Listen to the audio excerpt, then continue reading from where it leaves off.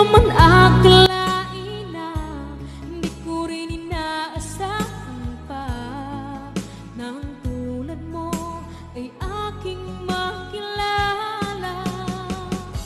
At kung ano ako'y tanggap mo na.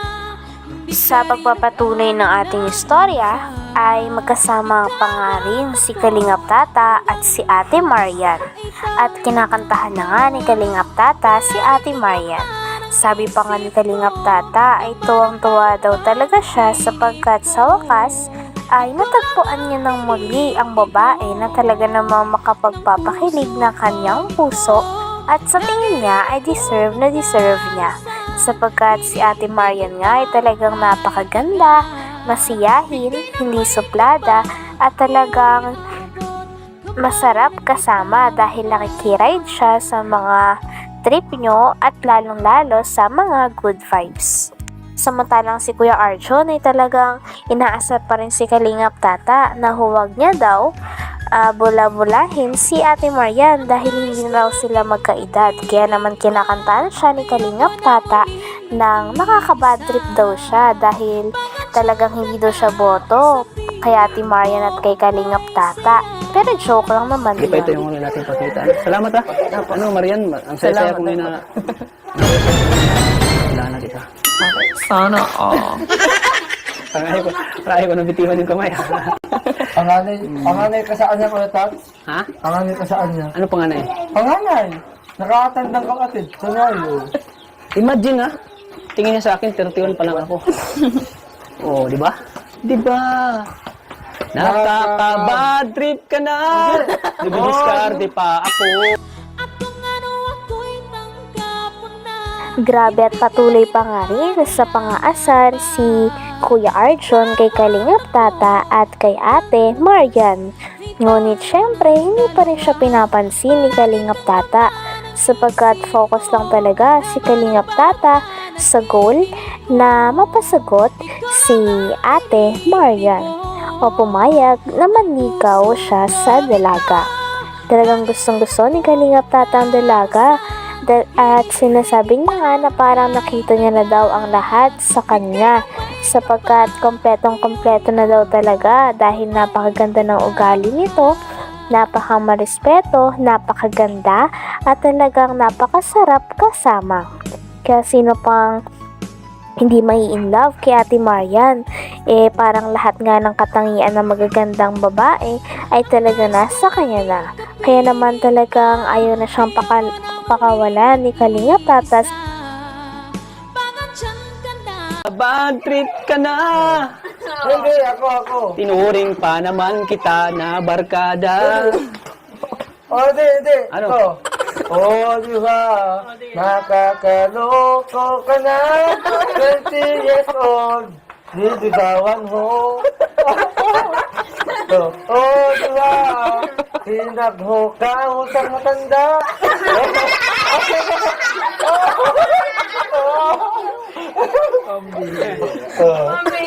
Ayan, thank you. Pasensya ka na sa kasama ko. Ganyan talaga yan. Pero ano to, mabait yan. Ganyan talaga kami dito pag nagkilitan. Kasi ikaw, ang pinaka-chick boy. Grabe, parang Pwede sa matanda, pwede sa bata. nakikita ko sa kanya pag tumingin sa aking mata, parang parang grabe siya makatingin. Pag tuloy-tuloy sa sayo. Ano mo, pag natingin ka sa mata ko, ano? Sa piling ko o kay Sabi pa nga ni Ate Marian kay Kuya Tata ay talagang masaya din daw siya na nakilala niya si Kalingap Tata dahil gustong-gusto niya daw na may bago daw siyang kaibigan dahil para sa kanya new environment niya na naman daw ito. Sabi naman ni Kalingap Tata ay siya rin ay sobrang napaka-blessed na talaga naman nakita niya nung araw na yon si Ate Marian. Habang si Kuya Arjon ay nasa tabi naman at inaasar pa rin ng dalawa. At napapalibutan pa nga sila ng mga bata na talaga namang tawang-tawa ang mga bata sa tuwing inaasar ni Kuya Arjon, si Kalingap Tata at Ate Marian. Parang grabe siya makatingin. Pag tuloy-tuloy sa sayo. Ano mo, pag natingin ka sa mata ko, ano? Na-imagine, ano? Masaya ka po. Ha? Masaya ka. Masaya ka. Ay, salamat oh. Masaya pala akong kasama. Oo, Masaya ba masaya ako? sa kasi. Pag ulit magkasama tayo, Hindi. masaya ba ako? Maganda pa yung good vibes lang. Ganun. Katulang.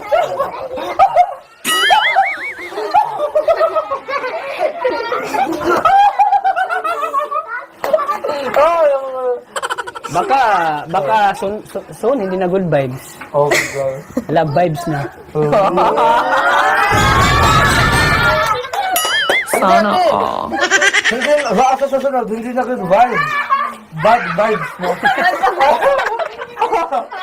Kontrabida talaga to. Wala kasi kay tata, pero pag nakikita mo siya, kaya ka nang may kasamang tatay. Talagang pinapatunayan nga ni Kalingap Tata kay Kuya Arjun na walang sukatan na edad ang pagmamahalan. Sinasabi niya nga na kahit ang mga artista daw na napakatanda na nasa 60 years old ay nagkakaroon pa rin ng asawa na 16 years old. Kaya naman halimbawa lang ito para sa kanya ng pag-iibigan na walang sukatan. Oo. Sabi nga niya, bata pa ko tingnan. Oh, it's doesn't matter na ulit at. Yung kasampulo ko sa'yo si Freddy Aguilar, di ba? Oo. Si Freddy Aguilar, mga 60 plus na. Pero yung asawa niya, 16 years old. Di ba? Kasi Ganyan sila di Aguilar. Ganyan yung ang love, walang pinipiling. Hindi. Kasi ano mo ba sa di Aguilar? Ano mo ba sa di Aguilar ganun? Pwede siya sa bata. Pwede siya sa matanda. Ganun ka rin. Oo nga. Oo. Tama, di ba? Pwede ka sa bata. Pwede ka sa matanda. Oo, pwede ako sa matanda, pwede ako sa bata. Okay, ako yung bata. Ayoko na. Kaya kung makatingin nga si ate, parang natutunan ako pag natingin siya. Tingin daw sa aking mata daw. Tingin daw. Ko'y tinamaan, puso'y tinamaan, sadyang ikaw lang ang tanging dahilan. Ate, isang wala mo pagkaangat. Grabe at napakarami ang kinikilig sapagkat nagkakilala na nga talaga si Kalingap Tata at si Ate Marian. Talagang nakakilig ang dalawa panoorin dahil si Kalingap Tata ay kitang-kita sa kanya na gustong-gusto niya din ang dalaga at si Ate Marian naman ay talagang go na go din sa mga banat ni Kalingap Tata.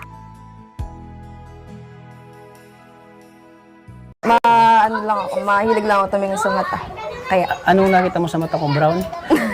Yung bilog ng... ay pula ka. Okay, guys! Yung mata ko. Tingin mo na mata? Yung bilog ko, tingin mo na mata ko bilog? Brown? Opo, light brown po. Brown eyes mo. May dugo kasi ako Kastila.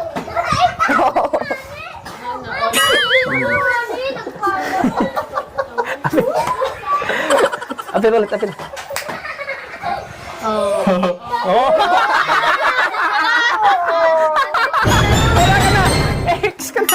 Wala na, finish na, wala na. Nako, ate! Wala na. Ate, nako! Magsisisi ka din sa landang huli. Ayan, di ba? Ang dang lang nakalab to ni kina tata. Pero lahat sila nawa.